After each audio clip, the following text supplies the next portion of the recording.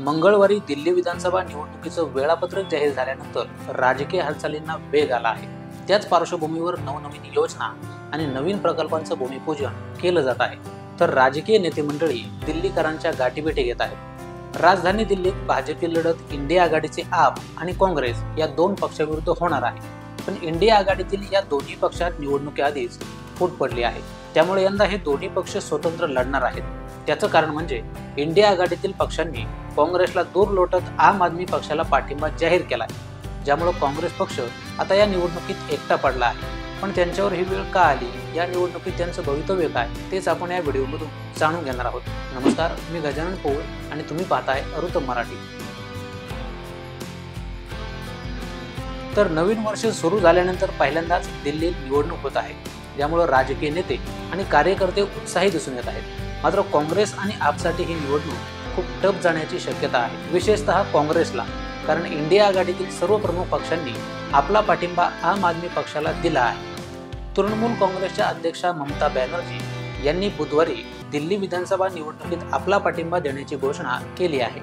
शिवाय समाजवादी पार्टी आणि शिवसेना उभाटाचे उद्धव ठाकरे यांनीही आपला पाठिंबा आधीच जाहीर केला आहे। त्यामुळे आता काँग्रेस दिल्ली विधानसभा निवडणुकीत एकटी पडलेली दिसत आहे, ज्यामुळे त्यांचा या निवडणुकीत विजय होणं अवघड मानलं जात आहे। याला खुद्द काँग्रेसचे सहकारी आणि सपा नेते अखिलेश यादव यांनी दुजोरा दिला आहे। दिल्लीत भाजपचा पराभव करण्याची क्षमता फक्त आम आदमी पक्षात आहे, त्यामुळे आम्ही आपला पाठिंबा देत असून निवडणूक प्रचारात आम्ही आपसोबत सहभागी होऊ, असंही अखिलेश यादव यांनी म्हटलं आहे। खरं तर काँग्रेस आणि आपचे संबंध फारसे चांगले नसल्याचं अनेकदा दिसून आले, त्यामुळे आपकडून दिल्लीच्या निवडणुकीत स्वतंत्र लढणार असल्याचं आधीच जाहीर करून टाकण्यात आलं आहे। त्यामुळे आता सहकारी पक्षांचा पाठिंबा मिळत नसल्याने काँग्रेसला आता अपरिहार्यपणे एकला चालवण्याची भूमिका घ्यावी लागणार आहे। वास्तविक एकेकाळी दिल्लीत काँग्रेसचं बऱ्यापैकी वर्चस्व होतं। इथं शीला दीक्षित काँग्रेसच्या लोकप्रिय मुख्यमंत्री होत्या, पण त्यांच्या निधनानंतर काँग्रेसला योग्य नेतृत्व मिळालं नाही आणि 2015 आणि 2020च्या निवडणुकीत तर काँग्रेसच्या हाती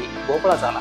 खरं तर दिल्लीतील काँग्रेसचा राजकीय अवकाश आता आपने व्यापला असून काँग्रेसची अस्तित्वासाठी धडपड सुरू असल्याचं दिसून येत आहे। महाराष्ट्रात देखील काँग्रेसचा दारुण पराभव झाला, त्यामुळे त्यांचे सहकारी पक्ष किंवा इंडिया आघाडीत खळबळ उडाली। त्याआधी हरियाणात देखील काँग्रेस इंडिया आघाडीला सोबत घेण्यास सपशेल अपयशी ठरली। त्यामुळे अशा स्थितीत आघाडीतील काँग्रेसच्या जवळचे पक्षही त्यांच्या विरोधात बोलू लागले आहेत। शिवाय इंडिया आघाडीच्या नेतृत्वावर देखील प्रश्नचिन्ह उपस्थित केले जात आहेत। या सर्व बाबी लक्षात घेत दिल्लीत यंदा इंडिया आघाडीतील पक्षांनी काँग्रेसला नाही तर आम आदमी पक्षाला पाठिंबा दिला आहे। त्यामुळे आता मुख्य लढत ही आप विरुद्ध भाजप अशीच होणार आहे। खरं तर दिल्लीत गेल्या 25 वर्षांपासून भाजप सत्तेपासून दूर आहे। 70 जागा असलेल्या दिल्ली विधानसभेच्या 2020 साली झालेल्या निवडणुकीत भाजपला केवळ 8 जागा जिंकता आल्या होत्या, तर उर्वरित 62 जागा आपने जिंकल्या होत्या। त्यामुळे यंदा हिशोब चुकता करण्याच्या उद्देशानेच भाजप मैदानात उतरलेला आहे। त्याच पार्श्वभूमीवर त्यांनी यंदा जोरदार प्रचार मोहीम सुरू केली असल्याचं दिसून येत आहे। त्यांच्याकडनं अनेक नवनवीन प्रकल्प आणि कामाचं भूमिपूजन पार पाडलं जात आहे। शिवाय आप देखील नवनवीन योजना आणत आहे।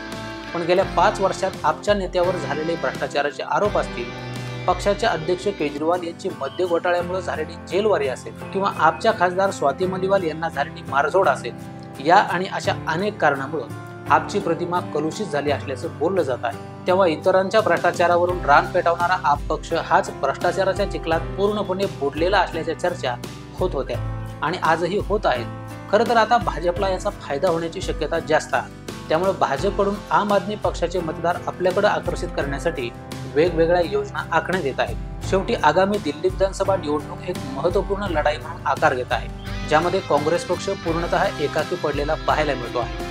खरं तर मागील वर्षात इंडिया आघाडीला समाधानकारक कामगिरी करता न आल्याने आणि नेतृत्व बळकट करण्यात असमर्थता दर्शवली जात असल्याने इंडिया आघाडीतील पक्षांनी काँग्रेसपासून अलिप्ततेचं धोरण अवलंबिलं दिसत आहे। स्वतंत्रपणे निवडणूक लढवण्याचं आपचं उद्दिष्ट असलं तरी काँग्रेसला पुन्हा पाय रोवण्याचं कडवं आव्हान असेल। भ्रष्टाचाराचे आरोप आणि आपमधील अंतर्गत वाद पाहता भाजप आपला जोरदार प्रचार करण्यासाठी आणि गेल्या 25 वर्षांपासून शासन न करू शकलेल्या शहरात विजय मिळवण्यासाठी जोरदार ताकद लावेल यात शंका नाही।